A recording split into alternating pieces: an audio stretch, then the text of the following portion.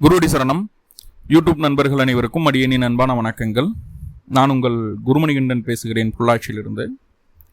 திருக்கணித பஞ்சாங்கத்தின்படி வரக்கூடிய வைகாசி மாதம் 18ஆம் தேதி, அதாவது ஜூன் மாதம் 2ஆம் தேதி அதிகாலை 1:50 குரு பகவான் மிதுன ராசியிலிருந்து கடகராசிக்கு பயிற்சி ஆகிறார்.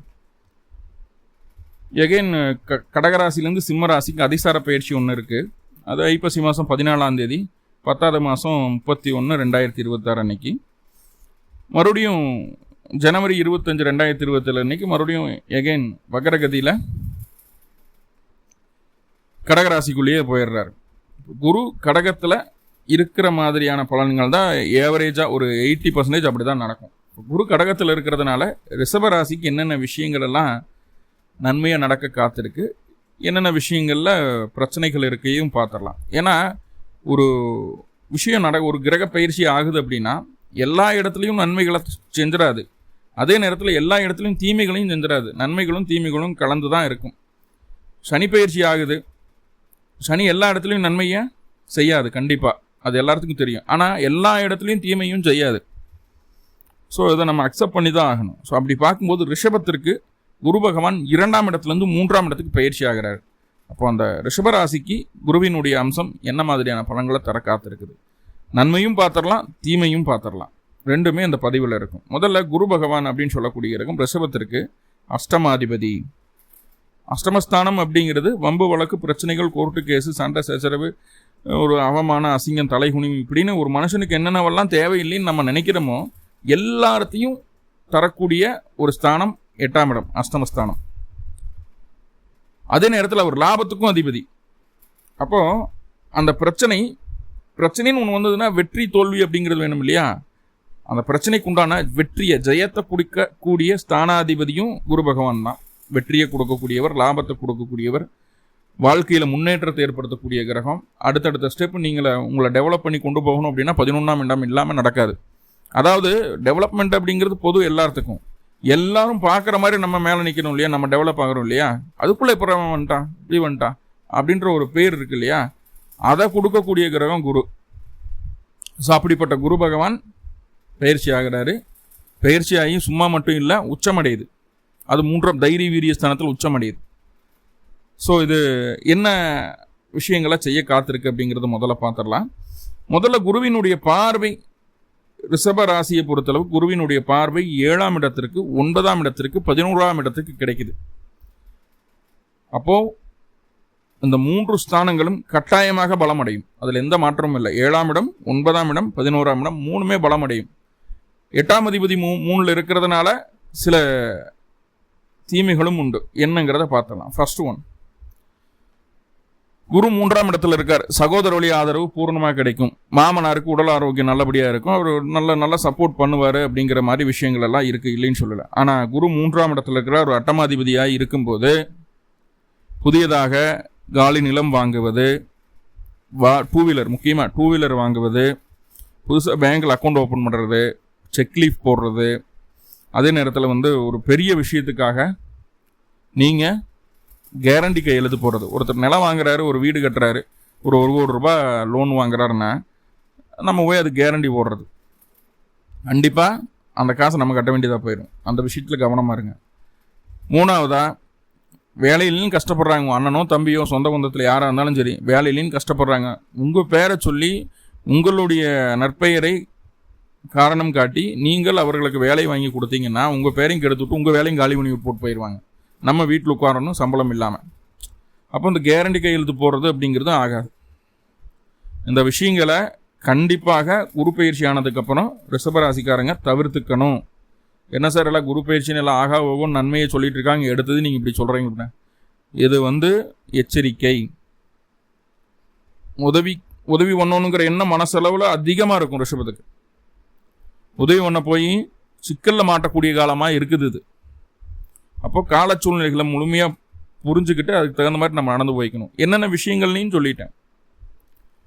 அதே போல் பெண்களாக இருக்கும் பட்சத்தில், ரிஷபராசி பெண்களாக இருக்கும் பட்சத்தில் இந்த காதில் அணியக்கூடிய அணிகலன்கள், தோடு, ஜிமிக்கி, விரல்கள் அணியக்கூடிய மோதிரங்கள், மூக்குத்தி, இதெல்லாம் பத்திரமா பார்த்துக்குங்க. அதே போல் காலில் அணியக்கூடிய கொலுசு பத்திரமா பார்த்துக்குங்க. எல்லாம் டைட்டாக இருக்கா, கரெக்டாக ப்ராப்பராக வேர் பண்ணியிருக்கீங்களான்னு பார்த்துக்குங்க. துளைந்து போவதற்கு வாய்ப்புகளை சொல்கிறது. அதே போல் முக்கியமான டாக்குமெண்ட்ஸ், ரெண்டாவது உங்களுக்கு அந்த credit card, debit card, Aadhaar card, இதில் ஒரு அப்டேஷன் பண்ணுறது, இந்த மாதிரி விஷயங்கள் எல்லாம் கொஞ்சம் கவனமாக இருங்க. ஒரு தடவைக்கு 2 தடவை சரியாக இருக்கிற பட்சத்தில் அதுக்கப்புறம் அப்ரூவலுக்கு வாங்குங்க. ஏன்னா எப்படியும் உங்களுக்கு வரக்கூடியது ஏதாவது ஒரு டாக்குமெண்ட்டில் ஒரு பிழை இருக்கிற மாதிரி தான் வரும்.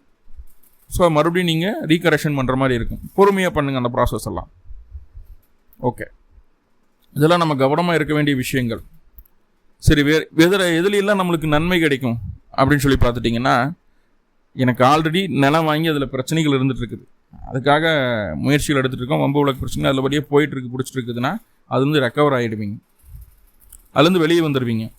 உயில் சொத்து சம்மந்தமாக தொந்தரவுகள் வந்துட்டுருக்கு, பாட்டம் முப்பாட்டம் சம்பாரிச்ச சொத்து அனந்தம்பிக்குள்ள பிரச்சனை வந்துருச்சு, எல்லாத்தையும் அவன் மாறிட்டு போகணும்னு நினைக்கிறான், என்னால் அதை எகெயின்ஸ்ட் பண்ணி என்னால் பேச முடியல, ஒன்றும் பண்ண முடியல அப்படின்னா தெய்வமே உங்களுக்கு வந்து கூட நிற்கும், துணையாக நிற்கும்.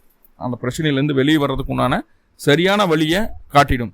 சார் எப்படி சார் தெய்வம் வந்து நிற்கும், எப்படி சார் வழிகாட்டு அப்படின்னா, நேராக சாமியெலாம் வராது. என்னென்னா அதுலேருந்து வெளியில் வர்றதுக்குண்டான வழியை ஏதோ ஒரு நபர் மூலயமா உங்கள்கிட்ட கொண்டு வந்து சேர்த்துரும், பிரபஞ்சமே கொண்டு வந்து சேர்க்கும். அதை நம்ம சரியாக புரிஞ்சுக்கணும். நம்ம அட்வைஸை கேட்டு நம்ம பண்ணுற மாதிரி இருக்கிறது நல்லது, சரிங்களா? சுய புத்தி பெரிதாக இந்த காலகட்டத்தில் வேலை செய்யாது. சொல் புத்தியை கேட்டு நடப்பது வெற்றியை தரும். தெய்வம் இன்னொருத்தர் மூலயமா உங்களுக்கு உதவி செய்ய காத்திருக்கு, அதை சரியாக புரிஞ்சுக்குங்க. கீழே இருக்கிறவங்கள கையை பிடிச்சி மேலே தூக்கி விடுறதுக்கு ரெடியாக தான் இருக்குது அப்படிங்கிறத புரிஞ்சுக்குங்க. சரி, ஓகே. இந்த வீடு, வண்டி, வாகனம் நல்லா சம்மந்தமான விஷயங்களுக்கு எதுனாலும் ஜெயிச்சுக்கலாம், இல்லை பிரச்சனைகள் கிடையாது. அதே போல் புதிய மாற்றங்கள். சார் ஒரு கம்பெனியில் 20 வருஷமாக ஒர்க் பண்ணிகிட்டு இருக்கேன், அடுத்த கம்பெனி நான் மாறலான் இருக்கேன், ஜம்ப் பண்ணலாம் இருக்கேன், சரியான டைமா? கண்டிப்பாக சரியான டைம். ஃபஸ்ட்டு அதுக்கு அகெயின்ஸ்டாக நிறைய கருத்துக்கள் கிடைக்கும் உங்களுக்கு. பயப்படுத்திடுவாங்க, மாறினா போயிடும், அந்த வேலையும் போயிடும், இருக்கிற வேலையும் போயிடும், உட்கார எல்லாம் பயப்படுத்துவாங்க. அப்படி உங்களை பயப்படுத்திட்டாங்க, நீங்கள் அதை வேணாம் நீங்கள் மனசுக்குள்ளே நினைக்கிறீங்க, நீங்கள் அதை தான் பண்ணணும். ஏன்னா முதல் கோணல் முற்றிலும் கோணல் அப்படின்னு சொல்கிறோம் இல்லையா? இங்கே முதல் மாற்றம், முதல் எண்ணம் ஃபெயிலியர் ஆகுது அப்படின்னா பின்னாட்களில் அது உங்களுக்கு வெற்றியை தரக்கூடிய மாற்றமாகவே அமையும். இதில் எந்த மாற்றமும் இல்லை. தைரியமாக பண்ணுங்க. மனசுக்குள்ள, ஆள் மனசுக்குள்ள அந்த தைரியம் அப்படிங்கிறது கண்டிப்பாக வந்துடும். தைரியமாக பண்ணுங்க, பதட்டம் இல்லாமல் பொறுமையாக செய்யுங்க. கண்டிப்பாக சக்ஸஸ் அப்படிங்கிறது உங்களை தேடி வந்துட்டே இருக்கு. பிரச்சனை இல்லை, தெய்வம் உங்களுக்கு துணை நிற்கிது 3ஆம் இடத்துல. ஏன்னா 3ஆம் இடம் அப்படிங்கிறது சும்மா சொல்லக்கூடிய ஸ்தானம் கிடையாது, கர்மாவை வெல்லக்கூடிய ஸ்தானம். முன்னாடி செய்த நல்லவைகளோ கெட்டவைகளோ அனைத்துமே உங்களை வந்து சேரும். நன்மைகள் அதிகமாக இருந்தால் இந்த குரு பயிற்சி உங்களை கண்டிப்பாக 4 படி மேலேற்றி விட்டு தான் போகும், மாற்றமில்லை. தீமைகளை அதிகமாக இருக்கும் பட்சத்தில் மற்றவர்களுக்கு உதவி செய்யக்கூடிய அந்த குணாதிசயத்தை மாற்றிக்கொள்ள வேண்டும். நீங்கள் உண்டு உங்கள் வேலை உண்டுன்னு இருங்க சிவனேன்னு. அது முக்கியமாக ரிஷபராசிக்கு, ரைட்?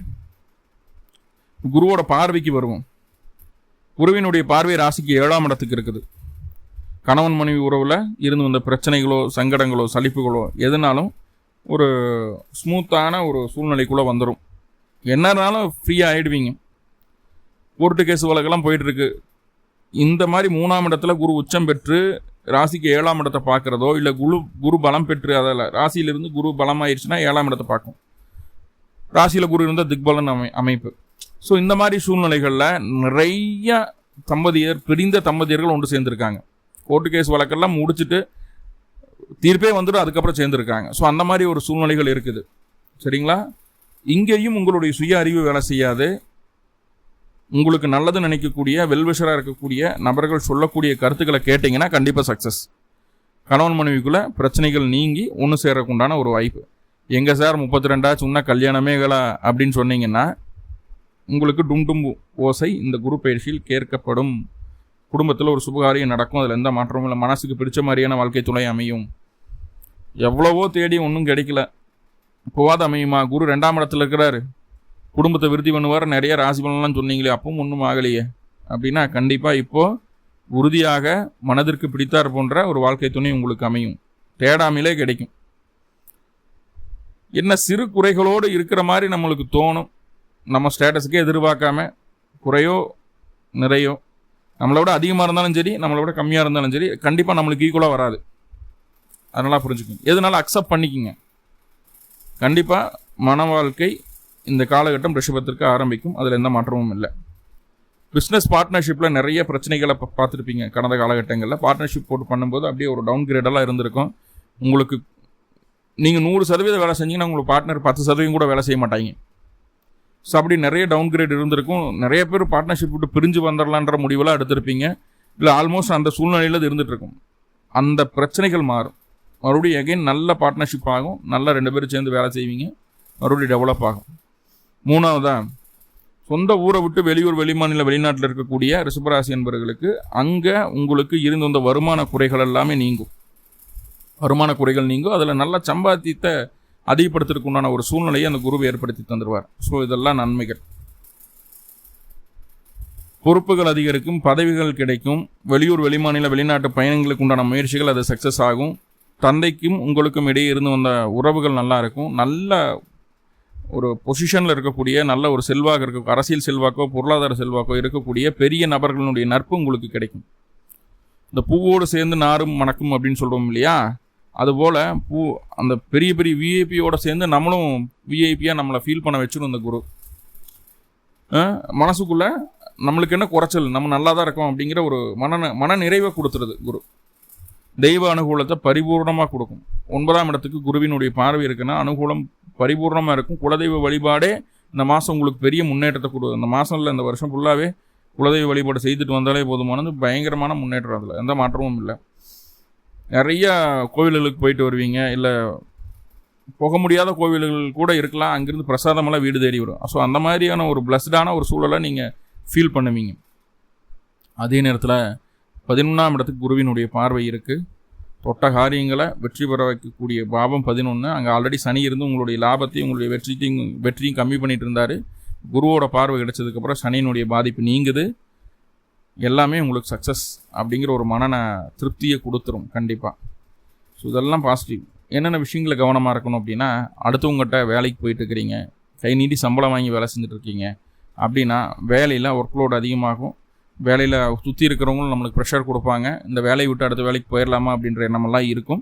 ஸோ அதில் கொஞ்சம் கவனமாக இருக்கணும். ரைட். 2வது, உயிர் சொத்து சம்மந்தமான விஷயங்களில் அடுத்தவங்களுக்கு காசு பணம் கொடுக்குற விஷயங்களில் கவனமாக இருக்கணும். இந்த காலகட்டம் நீங்கள் கொடுத்தீங்கன்னா திருப்பி வாங்க முடியாது அப்படிங்கிற உண்மையை மைண்டில் ஏற்றிக்கிங்க. ஸோ கொடுக்கல் வாங்கல ரொம்ப கவனமாக இருக்கணும். ஒருவேளை நீங்கள் ஃபைனான்ஸ் பண்ணிகிட்ருக்கீங்க, இல்லை சீட்டு நடத்துகிறீங்க, இந்த மாதிரி விஷயங்கள் இருந்ததுன்னா ரொம்ப ஜாக்கிரதையாக அதில் இருந்துக்குங்க. அதில் ஏமாற்றம் வர்றதுக்கு வாய்ப்புகள் உண்டு. 3வது என்னென்னா, எல்லாமே உங்களுக்கு சாதகமாக நடக்குது அப்படிங்கிற ஒரு மன திருப்தி இருக்கும். பொறுப்பு கிடைக்குது, எல்லாம் நம்மளுக்கு சாதகமாக இருக்குது, தெய்வ அனுகூலம் இருக்குது அப்படிங்கிற ஒரு மனநிலைமை வந்துடுது இல்லையா.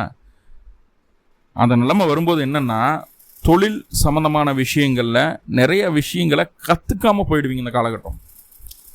இப்போது தொழிலில் கற்றுக்க வேண்டிய நுணுக்கமான விஷயங்களை கற்றுக்காமல் டைம் பாஸ் பண்ணிடுவீங்க ரிஷபம். இப்போ டைம் பாஸ் பண்ணும்போது என்ன ஆகுதுன்னா, அடுத்து குரு பயிற்சி ஆகும் இல்லையா, அப்போ தொழில் ரீதியாக நிறைய சிக்கல்களை சந்திக்க வைக்கும் குரு. 4ஆம் இடத்துக்கு குரு வரும்போது தொழில் ரீதியாக நிறைய சிக்கல்களை சந்திக்க வைக்கும். ஸோ அதற்கு நீங்களே இடம் கொடுத்துடாதீங்க. என்னதான் உங்களுக்கு எல்லா சௌகரியமாக நடந்தாலும், எல்லாமே உங்களுக்கு சாதகமாக நடக்கிற மாதிரி இருந்தாலும், உங்களுடைய ஹார்ட் ஒர்க் என்ன, உங்களுடைய முயற்சி என்ன, உங்களுடைய வேலை என்னங்கிற தெளிவாக புரிஞ்சுக்கிட்டு அதை நோக்கி பயணம் பண்ணிங்கன்னா அடுத்து வரக்கூடிய குரு பயிற்சி மிகப்பெரிய ஜாக்பாட் உங்களுக்கு கொடுக்கும். இதை மட்டும் மைண்டில் வச்சுக்கோங்க. ஸோ நிறைய பாசிட்டிவான விஷயங்கள் இருக்குது, சின்ன சின்ன நெகட்டிவ் இருக்கு இல்லையா, அதெல்லாம் சரி செய்கிறதுக்கு வீட்டு பக்கத்தில் இருக்கக்கூடிய குருஸ்தலங்களுக்கு போங்க. இல்லை தட்சிணாமூர்த்தி, குரு தட்சிணாமூர்த்தி, அவங்களுக்கு 2 நல்லெண்ண தெய்வம் போடுங்க. நீங்கள் போடக்கூடிய கிழமை அப்படிங்கிறது பார்த்தீங்கன்னா வெள்ளிக்கிழமைக்கு அந்த வழிபாடை செய்துட்டு வாங்க.